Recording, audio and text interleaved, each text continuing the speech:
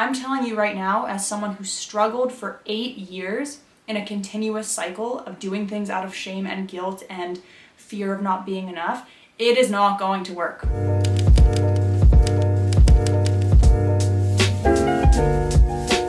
Hello, my loves. Welcome back to another episode of the Art of Nourishment podcast. I am so happy to have you here.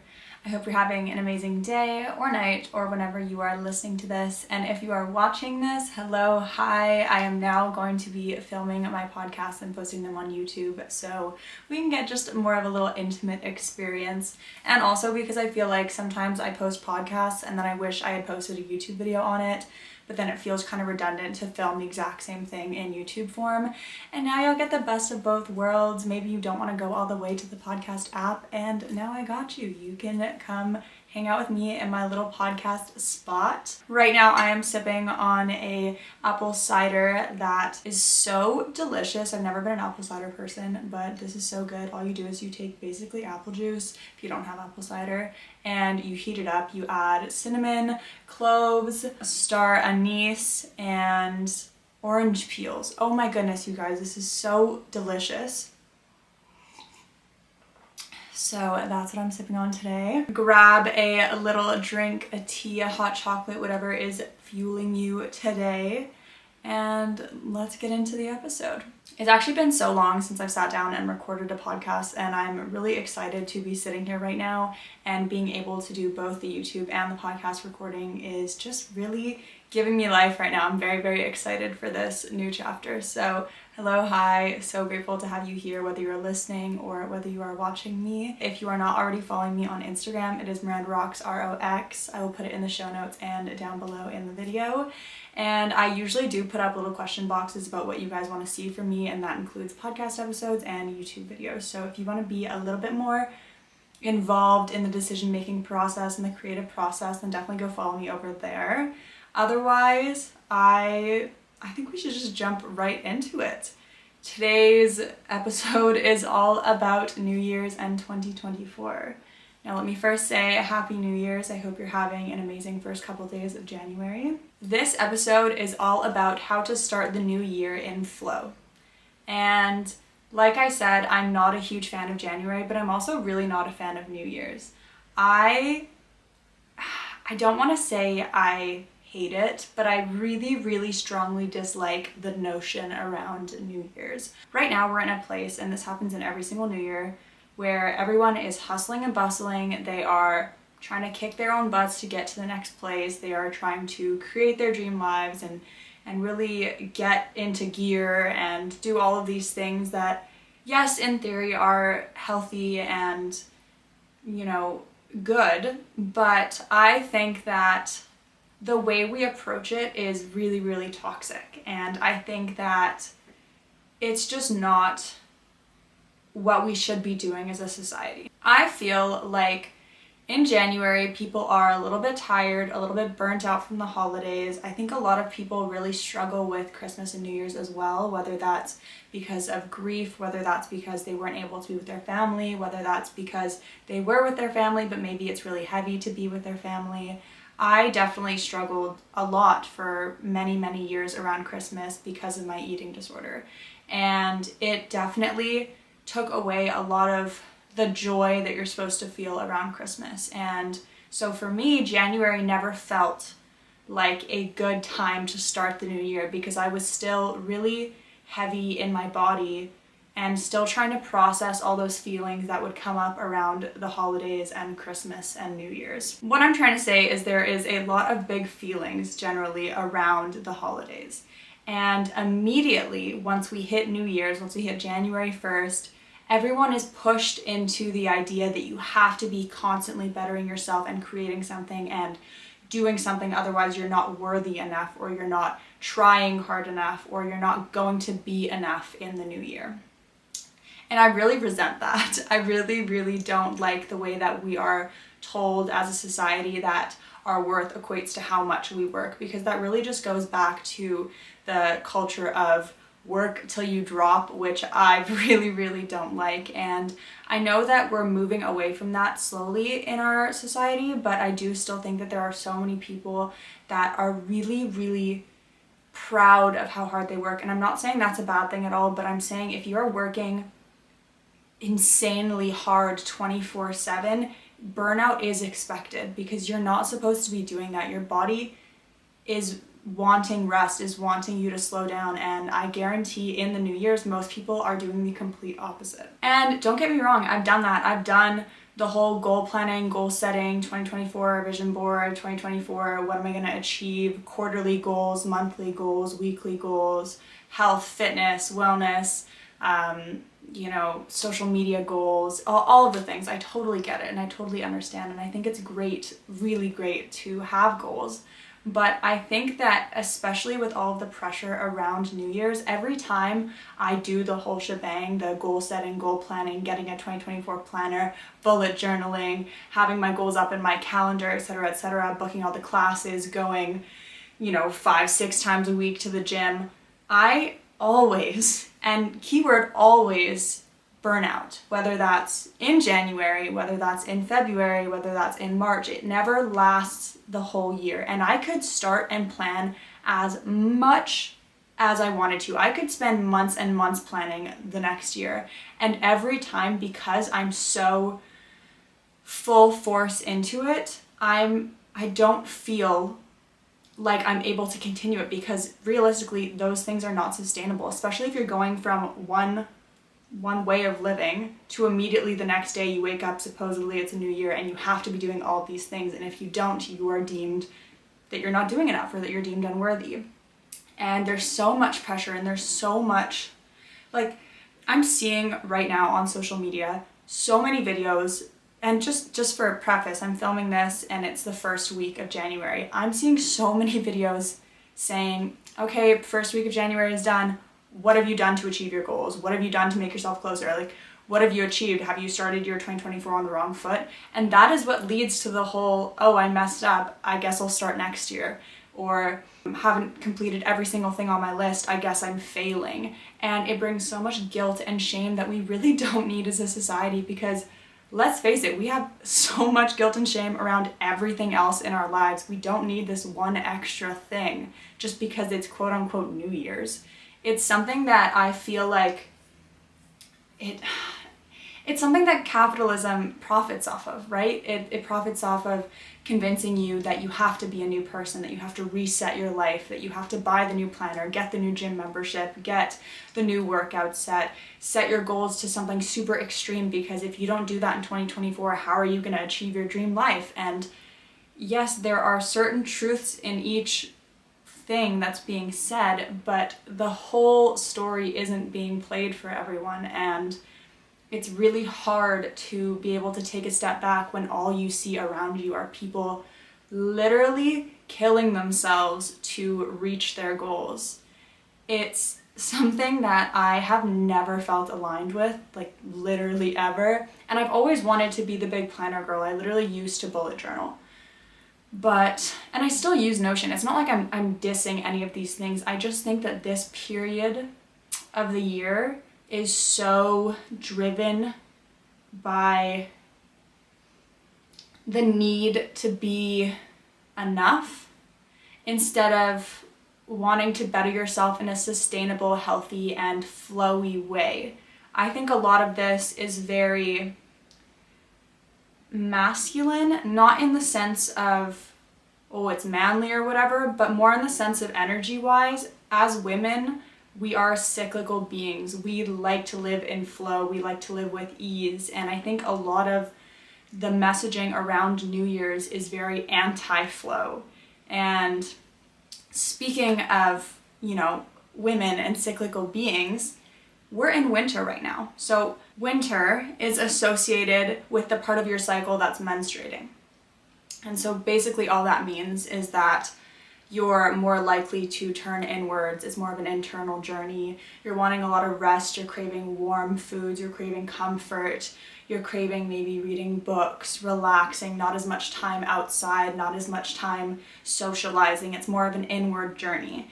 And I really truly believe that we are beings that are connected to the earth, that are connected to the cosmos. And I really think that if you want to be in your highest, truest self, the way to do that is to get back into who we were and who we are at our core. And that means that we're going along with Mother Nature, with Mother Earth, and look outside, look around you. There's no one on the streets. There's, the animals are hibernating. There are no plants that are growing right now. The whole earth, and most of the earth, I know there are some places that it's like summer right now and this doesn't really apply, but for me and for most people that I know, it's a resting period. It's a time to rest and recharge and hibernate, essentially. This is something that I really, really resonate with, and every time winter comes around, I feel like most people feel that way too. It's the same thing with when you go on vacation and it's summer and all of a sudden you're like, oh my god, I feel so good, like this is such a good time, you're craving more salads, whatever it is, like colder foods. It's very important to sit in with your season and to sit in with your cycle and see how you feel. And right now, especially for me, I am really feeling this winter energy. I am feeling the hibernation. I don't want to see that many people right now. I'm craving soups literally all the time. I wake up and my body craves rest and mindful movement. It doesn't crave hard, high intensity HIIT workouts. It doesn't crave my strength training. And my favorite part about all of this is that for a while, New Year's was actually supposed to be in March. It was supposed to be during the spring equinox. And for the most part, I actually really strongly agree with the fact that New Year's is in March. And I know that technically it's not, but think about it, okay? Like I said, we're looking around right now. It's rest, it's digest, it's flowy season. But March comes around, it's spring, things start blooming, animals start to come out, trees are growing, people are starting to go on hot girl walks and they're not all bundled up, they can go in just like a little sweater. I honestly truly think that March should be the start of the year. And I know it's not. I know that the whole New Year's thing is going to continue to be in January and that's totally fine. But it makes more sense to start in March if you're in tune with your body and if you're in tune with Earth. And I especially think if you're someone that cycle syncs or that's into feminine energy, you'll resonate with this. I feel like there isn't much difference between December 31st and January 1st. Yes, it's the quote-unquote new year, but it's still winter. The season doesn't change. The plants don't start growing. If you're in school, you're just going right back to school. If you're in work, you're just going right back to work. Whereas spring, I feel like there's just a new energy in the air. It's a growth period. And I really, really like looking at the year that way because I always feel like if I put too much pressure on myself in January and February, nothing really works out in my favor until I get to March and I get back into a routine. I'll try and get myself into a routine in January and February, but I feel like for me, these 2 months just blend together. It's just cold, especially in Vancouver, it's freezing. It was literally snowing this morning before I recorded this. I also usually get sick around this time, so do so many other people. I recorded this last week and then I got disgustingly sick. And I felt super guilty for not recording it sooner because of all the messaging that's coming out right now about how you should have planned for 2024 3 months ago, 4 months ago, and you should be ready for this and you should be hitting the ground running and all of that. But we don't need to give in to that kind of messaging. You are allowed to move at your own pace. And I think that's what's so important about this era and this January energy is that you don't have to do what everyone else is doing. And I know I see so many people and they have these long, great resolutions, and that's awesome if that works for you. But I find that if I put too much pressure on myself, panic just comes up. And I really like living my life with ease, and especially in the last couple years, I've learned what makes my body feel good and my mind feel good and my soul feel good and what doesn't. And what doesn't is rushing and pressure and a really full schedule that I don't know how to navigate and so many goals that I have to check off every single day. And I don't like that. I sit with everything. I close my eyes. I hold my heart. I hold my belly. I breathe into decisions before I make them. Whereas before I would be all in my head and flighty and, oh my God, what should I do? And oh my God, I have to do this. And what do you think I should do? And I never really sat with myself. And I feel like this period and this, New Year's part of the year is very flighty for a lot of people. I think we're just kind of forced into productivity, and we're not giving our bodies and our minds and our souls a chance to rest and recharge. And I don't agree with it. I have decided moving forward that January and February are my gathering months. This is where I'm going to collect my energy, where I'm going to breathe into my body, where I'm going to use it as a month or 2 months of deep self-care and self-trust and build that love with myself. You know, nothing blooms in January, and I think that's why so many resolutions fail, is because instead of tuning into the earth and our bodies, we just go full force into what we think we're supposed to be doing. And I have to say, every time I've done something I think I should be doing or I'm supposed to be doing as a human, I never feel good. And that's not to say that moving your body is bad and having goals is bad and all that, but do it with intention, do it with purpose, and do it out of love. Do it because you want to make your life gentler and softer and more easeful. Don't do it because people are telling you that you have to do this, otherwise you won't achieve what you want.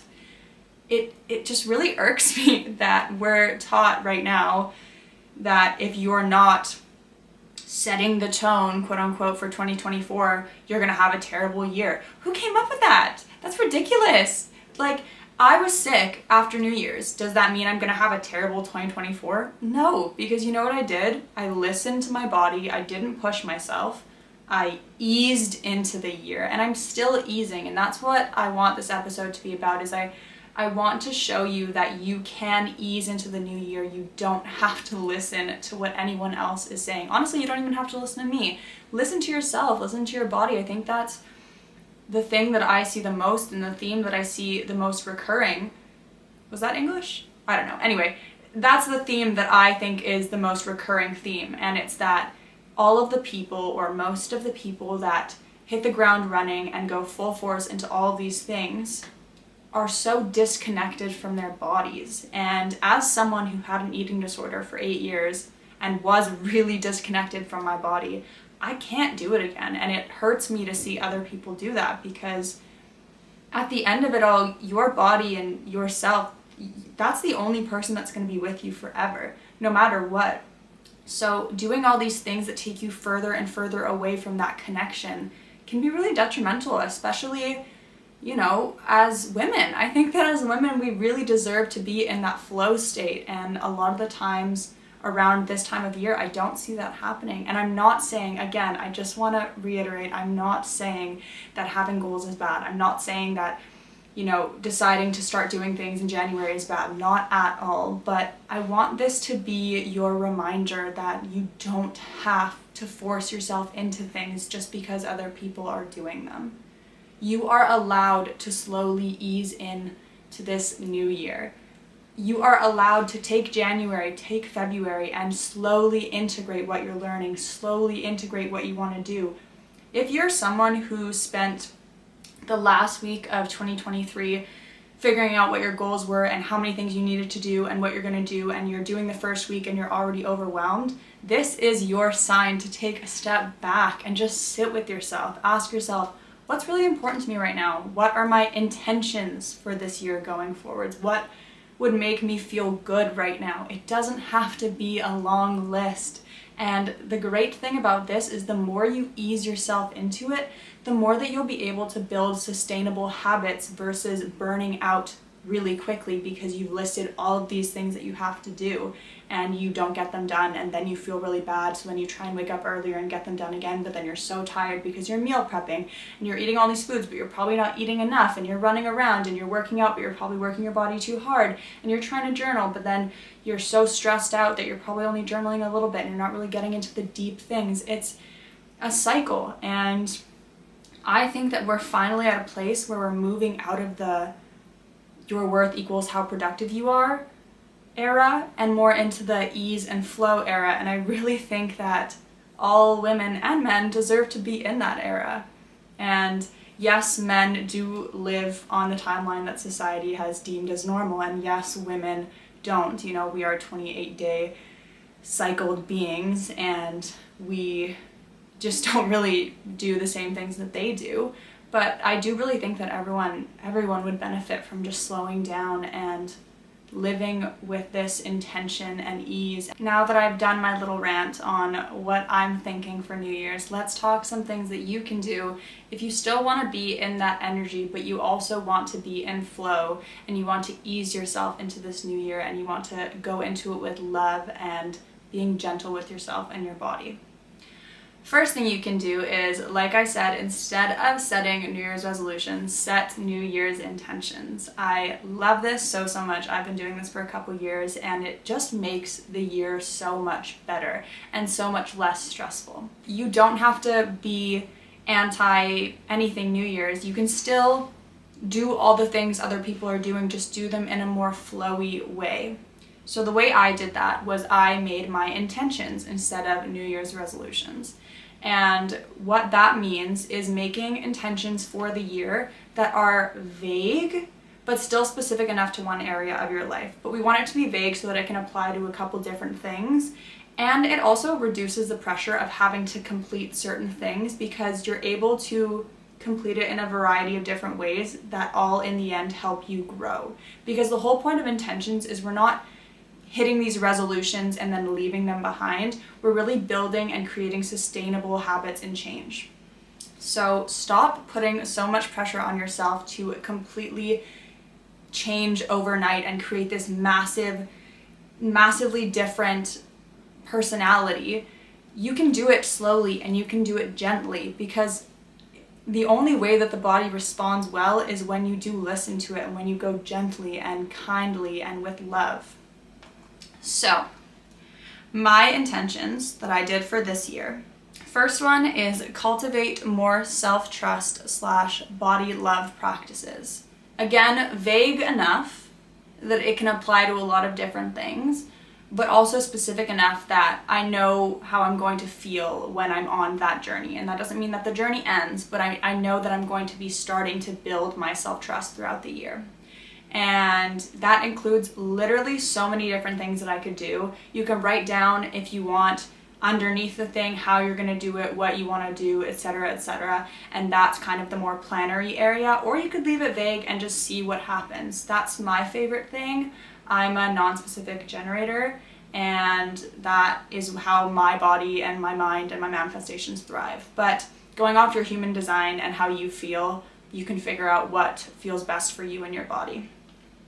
My second one is prioritizing physical memories, scrapbooking, and photographs. Again, vague enough, but still specific. I really want to create more physical memories this year. I have tons of film cameras and I've been using them, but I haven't been using them enough. And I really want to start taking more pictures and writing more things down, because I know that when I'm older, I'm going to want to look back on these things. And yeah, we have Instagram and yeah, we have social media, but if the world somehow loses all power in internet, I would love to have pieces and physical memories that bring me joy and remind me of the love that I am receiving constantly. My third one is inspiring and guiding others through my platforms. Again, vague enough. I have a coaching business. I'm also a yoga teacher, and I have my YouTube, Instagram, etc., and my podcast. And this is more, again, just intentions. These are things that my body and my mind really feel good about, and things that I want to continue doing and growing. And these are just focuses for the year. And my last one is create a life that I love. And obviously this one is not something you check off immediately, but I'm slowly starting to really, really love the life that I'm creating. And it's just such a good intention for me. I really like it. And I like that these are all non-aesthetic based, non-physical based, besides the physical photographs, but you know what I mean. They don't have anything to do with the way I look, the way my body looks, the way I do my makeup, my skin, whatever it is, right? And that doesn't mean that I'm gonna stop doing my skincare and I'm gonna stop putting on makeup and I'm gonna stop, moving my body and going to the gym, because these are all things that make me feel good. But it's really nice to have goals that just don't involve anything in that area, because I feel like we just get a little toxic sometimes there. And it's nice to step away from that and not have to focus on that as your main thing for the new year. The next thing that I want to talk about is vision boards. I love vision boards, and just because I don't like New Year's doesn't mean I don't do vision boards or that I don't like them. I love them. Honestly, I think vision boards are so freaking good. I have a vision board as my background. I have a vision board as my background on my computer. I've put up vision boards before. I think they're phenomenal, but I also think that when you don't rush things, they turn out better. And I am slowly creating my vision board for 2024. And that's the beauty of having a slow year and easing into 2024 and allowing the March and spring energy to kind of bring you up into that routine, is that it really allows you to sit and deeply think about what your intentions are, what your goals are, what you want to feel for 2024, what you want to achieve for 2024. And I love that I'm slowly creating my vision board because it makes it really intentional. And I think the thing that I keep coming back to is making everything that you do intentional. And for me, I can't make New Year's resolutions intentional because I can't even tell you how many New Year's resolutions I have in my notes, in my old journals that I did not complete because I just would put like the craziest stuff on there. The same with like 75 hard. Having the rule that if you mess up, you restart and you quote unquote fail, it makes me feel icky because you're not failing. It's something the society has made such a trend to be like, oh yeah, you failed, or I failed my New Year's resolutions a week in, or you failed if you didn't complete your workout plan. I don't know. I just feel like we are all human and we are all experiencing so much stress and pressure, and we have a society that honestly freaking sucks when it comes to women and body image and, you know, ageism and racism, and my God, it's just, there's so much happening in our lives, and we just had a freaking pandemic, and I know we didn't just have it, but you're telling me that it doesn't feel like 3 years of your life just went away? Because that's what it feels like for me. I feel like I am still 20 and I'm turning 24 this year. That just, what is happening here? I feel like everyone's just forgotten that we've all gone through a collective trauma, not to mention other individual traumas that people have experienced. Like, we put so much pressure on people and we send all these hate comments and we do all these things like you're not doing enough and why aren't you working out more and you should lose weight, and oh my God, can everyone just relax? Like, everyone just needs to take a deep breath, sit with it, breathe into it, and really ground yourself, because I feel like as a society and as a people, we are so ungrounded, and I only think that New Year's and the idea of New Year's really perpetuates that, and that's why I don't like the notion of New Year's. So, rant aside, because that was another little one, the energy that comes about for New Year's. Like I said, I feel very hibernating, and I think a lot of people do. So I do want to say it is okay if you feel like that. Lean into it, breathe into it, listen to your body. It doesn't mean that you don't have to, you know, do things. I'm still doing my work. I'm still going on my silly little walks, and I'm still gonna go to the gym when I feel like it, but I'm not forcing myself to do all these things because I need to, or because someone told me that if I don't, my 2024 is gonna suck. I'm doing it because my body's telling me that's what it wants, and the key is listening to your body, which is the hardest part. And once you get to that point with journaling, with shadow work, with literally just silence with yourself, which is the hardest thing because no one wants to sit with themselves, that is when the true, real New Year's intentions and New Year's work starts to happen, because again, we're cyclical beings. We're connected to the earth, we're connected to the cosmos. I truly, really deeply believe that. And I think if you use January and February as a deep self-care practice and as a extended, almost reinvention period, as opposed to reinventing yourself the first day of January and then you have to do everything that this new person does, and if you don't, then you're sucking and you fail and you'll just have to restart next year. It's just so much nicer and so much easier on your body, on your mind, on your soul. I see all these people running around like chickens with their heads cut off, and you know what? If that's working for you, that's totally fine, and I salute you, because I can't do it. I don't know, I'm just seeing so many things like that on the internet, and I think we just have enough. I think we have enough of people telling us that we're not enough. And I'm here to tell you that you are enough as you are, and you don't have to do anything to change who you are unless you feel like you want to deeply. Unless this is something that you've sat with and you are ready to do and you feel good about. Because if you feel happy with the life you are living right now, that is okay. As long as you are taking care of yourself, you're not being mean to other people, and as long as you are growing in some way, it's totally fine if you don't have a million New Year's resolutions. Genuinely, it's okay. And I really just wanted this episode to show you that, because as someone who has intentions but doesn't have any resolutions, I feel great. I'm having a great year so far. And truly leaning into this winter energy, especially if you are a woman, feels so good. It feels so good. You can still be a planner, and you can still be someone who is getting their stuff together and, figuring life out while living in flow and listening to your body primarily, because I just really don't think a lot of people do that enough. Just because I'm telling you not to feed into all of the you have to do this, you have to do that, doesn't mean that you can't build off of the energy that's being outputted right now. So if you're feeling a little bit of that growth energy, if you're like, hey, a lot of people are, doing some stuff, use that energy, build off of it, start hitting the books, being like, what do I want this year to be like? Start creating your vision board, but again, make it easeful, make it fun. Don't make it something that you have to do. And you can use that energy to start creating goals and start creating habits that you want to do and that you want to build throughout the year. But again, make sure they're sustainable. Make sure that they're things that you can actually keep up with and things that make you feel good. Because if you're forcing yourself to go to the gym 5 days a week because you feel like you have to, because you feel like you have to burn off the calories from the holiday, or if you're starting 75 hard because you feel like you've gained too much weight in the holidays and you're doing it out of hate for yourself, or you're doing it out of shame or guilt, I'm telling you right now, as someone who struggled for 8 years in a continuous cycle of doing things out of shame and guilt and fear of not being enough, it is not going to work. It's not.